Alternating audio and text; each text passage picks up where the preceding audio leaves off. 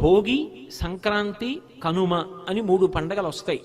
నిజానికి పండగ అంటే దాని అర్థం ఏదో పిండి వంటలు చేసుకు తినడం తప్పని కాదు, కొత్త బట్టలు కట్టుకోవడం తప్పని అసలు కాదు. కానీ దాని యొక్క యథార్థమైన విశేషాన్ని తెలుసుకుంటే అబ్బా, ఇంత పవిత్ర హృదయంతో వీటిని పెట్టారా అనిపిస్తుంది. భోగి అన్న మాటకు అర్థం ఏమిటంటే భోగం అనుభవించేటటువంటి రోజు అని. ఈ ఋతువులో సాధారణంగా ఏమవుతుందంటే పౌష్యలక్ష్మి అంటారు ఈ పుష్యమాసంలో. ఈ పౌష్యలక్ష్మి ఇంటికి వస్తుంది. పూర్వం ఇన్ని రకాలైనటువంటి ఉద్యోగాలు అవి లేవు. ఎక్కువ మంది వ్యవసాయం మీద ఆధారపడేవారు.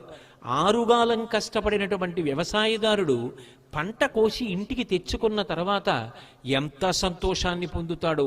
ఆ గాదెల నిండా ధాన్యాన్ని చూసుకుని పరమ సంతోషపడితే ఆ ధాన్యం సమస్త ప్రాణికోటి తిని కడుపు నిండితే చక్కగా